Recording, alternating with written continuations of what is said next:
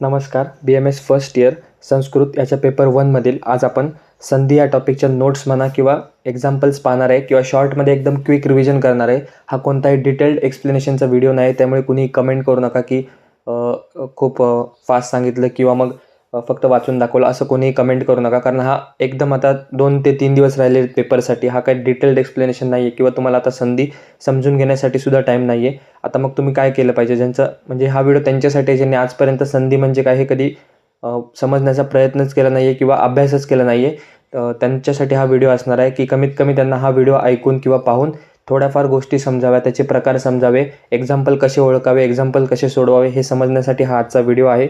त्यात अशा व्यक्तींनी हा व्हिडिओ व्यवस्थित नीट शेवटपर्यंत संपूर्ण पहा व ऐका. नक्कीच तुम्हाला युनिव्हर्सिटी एक्झाममध्ये थोडाफार याचा फायदाच होईल. तसंच या व्हिडिओमध्ये शेवटी मी तुम्हाला 2 चार्ट देणार आहे, जे चार्ट तुम्हाला एक्झामसाठी खूप उपयोगी ठरतील. तेवढे चार्ट जरी तुम्ही व्यवस्थित समजून घेतले किंवा वाचले तर नक्कीच तुम्हाला एक आयडिया येईल संधी संबंधित. आणि संधीला पेपर 1मध्ये 15 ते 20 मार्कांचं वेटेज आहे, त्यामुळे हा व्हिडिओ बनवण्याचा मी प्रयत्न केलेला आहे. तर व्हिडिओ शेवटपर्यंत संपूर्ण पहा व ऐका. तर सुरुवातीला संधी म्हणजे काय ते थोडक्यात समजून घेऊया. जेव्हा 2 वर्ण किंवा स्वर एकमेकांच्या अगदी समीप येतात तेव्हा ते संधी होते. संधीचे प्रकार सांगितलेले आहेत मेनली 3: स्वर संधी, व्यंजन संधी आणि विसर्ग संधी. स्वर संधीमध्ये परत प्रकार सांगितलेले आहेत: यन, यंतावंतादेश, गुण, वृद्धी, सवर्ण दीर्घ, पूर्वरूप, पररूप आणि प्रकृतिभाव. त्यानंतर व्यंजन संधीमध्ये च्युत्व, शुत्व, जशत्व, चर्त्व, अनुनासिक, अनुस्वार, परस्वर्ण, पूर्णसवर्ण, आगम, तुमागम, छत्व, ऋत्व आणि लोप. आणि विसर्ग संधीचे प्रकार स्वकार, रोफ आणि आकार, उकार. आता हे संधीचे प्रत्येकाचे प्रकार समजून घेणं, त्याचा अर्थ समजणं सध्याच्या घडीला तुम्हाला पॉसिबल नाही आहे किंवा तुम्हाला दिवस खूप कमी राहिलेत आणि पेपर 1 पूर्ण तुम्हाला कव्हर करायचं आहे. त्यासाठी पटकनमध्ये ही नावं ऐकून घ्या.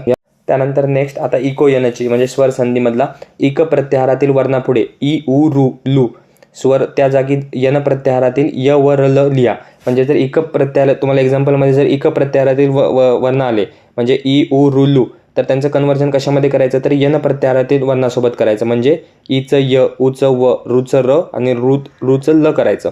उदाहरणार्थ स्युद्धी उपास्य. स्युद्धी उपास्य हा तुम्हाला शब्द दिलेला आहे, मग त्याचा त्या संधी विच्छेद कसा होतो शुद्धी प्लस उपास्य.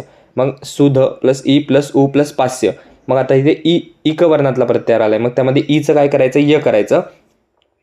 तर सु प्लस य प्लस उ प्लस पास्य शुद्धी उपास्य. तर अशा प्रकारे तुम्हाला संधी लिहायची असते. एक्झाम्पल देतात, त्याचा विग्रह करून ओळखून मग तुम्हाला ते आन्सर लिहायचं असतं.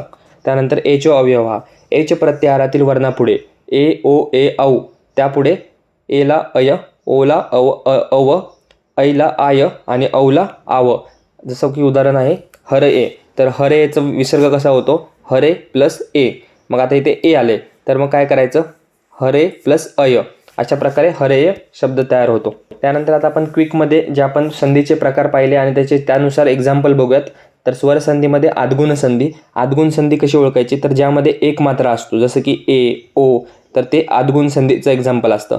जसं की उप प्लस इंद्र उपेंद्र, महा प्लस ईश महेश, त्यानंतर रमा प्लस ईश रमेश, महा प्लस उत्सव महोत्सव, हित प्लस उपदेश हितोपदेश, गंगा प्लस उदकम गंगोदकम, वृक्क प्लस उदर वृक्कोदर, राज प्लस ऋषी राजर्षी, ब्रह्म प्लस ऋषी ब्रह्मश्री, तव प्लस लुकार तवलकार. तर यासाठी बेसिक रूल काय आहे, जे तुम्हाला एक्झाम्पल दिले त्याच्या पहिल्या शब्दामधला जो स्वर आहे तो चेक करायचा. अ आणि आ असेल तर ते आद्गुण संधी झाली. तर अशा प्रकारे हे आद्गुण संधीचे एक्झाम्पल्स होते. त्यानंतर नेक्स्ट आहे वृद्धिरेची. ती कशी ओळखायची सर 2 मात्रा असतील म्हणजे ए किंवा औ तर ती वृद्धिरेची संधीचं एक्झाम्पल आहे. अद्य प्लस एव अद्यव, न प्लस एक नैक, अनया प्लस एव अनैव, अधुना प्लस एव अधुनैव, तत्र प्लस एव तत्रैव, अव प्लस एति अवैति, कृष्ण प्लस एकत्वम कृष्ण एकत्वम, गंग प्लस ओद गंगोद, देव प्लस ऐश्वर्यम दैवैश्वर्यम, कृष्ण प्लस औत्कंठ्यम कृष्ण उत्कंठ्यम. त्यानंतर नेक्स्ट आहे एचो अवयवा. हे आपण आधीच पाहिलं आहे. एचं अय, ओचं अव, एचं आय आणि औचं आव. जसं की हरे प्लस ए हरेय, ने प्लस अनम नयनम, भो प्लस अति भवती, पौ प्लस अक पावक, नय प्लस अक नायक, पो प्लस इत्रम पवित्रम. हे एचो अवयवा संधीचे एक्झाम्पल होते. त्यानंतर नेक्स्ट इको यनची. जोड शब्द जर असेल तर इको यनची संधीचे एक्झाम्पल असतं प्रति प्लस एक प्रत्येक, सुधी प्लस उपास्य सुधी उपास्य, मधु प्लस अरी मधुवरी, धातू प्लस अंश धात्रांश, दधी प्लस अत्र दध्यत्र, अति प्लस अधिक अत्याधिक, यदि प्लस अपि यद्यापि.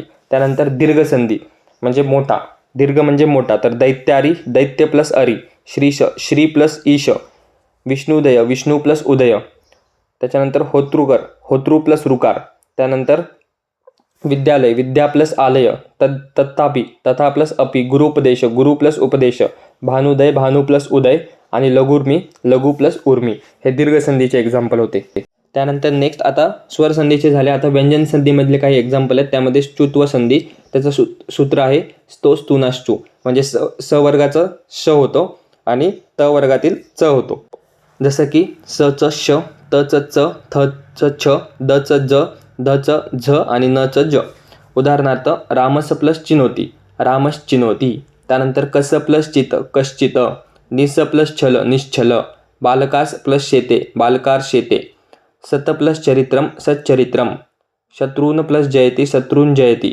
तत प्लस छवी, तच्छवी. रामस प्लस शेते, रामशेते. त्यानंतर स्टुव संधी, सूत्र आहे स्टुनाष्टू. स वर्गातील श षटकोनातला आणि त वर्गाचं ट वर्ग होतो, म्हणजे सकारचा शकार. आता इथे दिलेला आहे त चा ट, थ चा ठ, द चा ड, ध चा ढ आणि न चा न बाणातला. त्यानंतर त्याचं उदाहरण बघा स्टुव संधीचं. रामस प्लस षष्ट, रामस षष्ट. तत प्लस टीका, तट्टिका. बालस प्लस टिकते, बालस टिकते. धनुष प्लस टंकार, धनुष टंकार. चक्रीन प्लस ढोकसे, चक्रीन ढोकसे. उत प्लस इनयम, उड्डयनम. त्यानंतर जशत्व संधी, हे समजण्यासाठी तुम्हाला झल म्हणजे काय ते माहिती पाहिजे. तर झल म्हणजे वर्गातील 1 2 3 4 वर्ण आणि झश म्हणजे वर्गातील 3रा व 4था वर्ण. तर एवढी गोष्ट बेसिक माहिती पाहिजे. जशत्व संधी सूत्र काय आहे, झला जशवंते. झल वर्णाच्या जागी जश वर्ण लावायचा, म्हणजेच जो वर्ण किंवा स्वर किंवा वर्ण प्लसच्या आधी दिसेल त्या वर्णातील 3रा वर्ण करायचा. आता हे वर्ण वगैरे हे तुम्हाला बेसिक गोष्ट आहे, संस्कृतची म्हणा किंवा ग्रामर, ते संस्कृत ग्रामरची सगळ्यात बेसिक गोष्ट आहे की कोणत्या वर्णात कोणते स्वर येतात हे तुम्हाला माहिती पाहिजे. तर त्याला आपण आता काहीच करू शकत नाही, ते तुमचं पाठच पाहिजे. उदाहरणार्थ जगत प्लस ईश, जगदीश. वाक प्लस ईश, वागीश. उच्च प्लस अंत, उज्जंत. तत प्लस एवम, तदेवम. दिक प्लस ईश, दिगीश. चित्त प्लस आनंत, चित्तानंद. सुप प्लस अंत, सुबंत. कृत प्लस अंत, कृदंत. सत प्लस धर्म, सद्धर्म. सत प्लस आचार, सदाचार. तर हे जशत्व संधीचे एक्झाम्पल्स होते. त्यानंतर सूत्र झला जस, जशी. झलचं जश होतं. त्यानंतर उदाहरण सिद्ध प्लस धी, सिद्धी. लभ प्लस ध, लब्ध. क्रुद्ध प्लस ध, क्रुद्ध. लभ प्लस धूम, लब्धूम. हे झला जसचे एक्झाम्पल होते.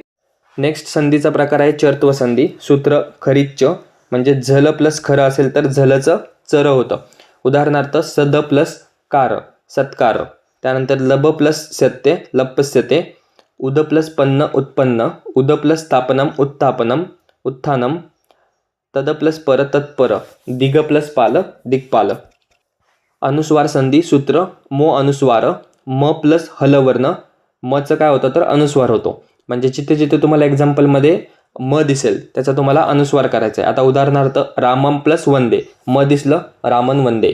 शिवम प्लस पूज्यती, शिवम पूज्यती. फलम प्लस पतती, फलम पतती. गुरुम प्लस नमती, गुरुम नमती. तर हे अनुस्वार संधीचं एक्झाम्पल होतं. ती ओळखण्यासाठी खूप सोपी असते. जर तुम्हाला एक्झाम्पल दिलं त्याच्यामध्ये अनुस्वार असेल तर ते अनुस्वार संधी आहे, मग त्याचा विग्रह करायचा, किंवा विग्रह दिला असेल त्याचा शब्द बनवायचा.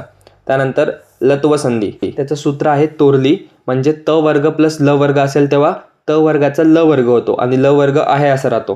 तर ह्या व्हिडिओचा एकच उद्देश आहे की कमीत कमी तुम्हाला रूल तरी समजावा, ते ओळखता तरी यावं. पुढं सोडवणं न सोडवणं हा पुढचा विषय आहे, पण तुम्हाला कमीत कमी संधीचं नाव, त्याचा रूल आणि ते कसं काय चेंज होतं एवढं तरी कमीत कमी समजावं. उदाहरणार्थ उत प्लस लेख, उल्लेख. आता तचं कसं झालं, ल झाला. नंतर तत प्लस लिन, ततमधला त परत ल होणार, तल्लीन. तत प्लस लय, तल्लय. धीमान प्लस लिखती, धीमान लिखती. विद्वान प्लस लिखती, विद्वान लिखती.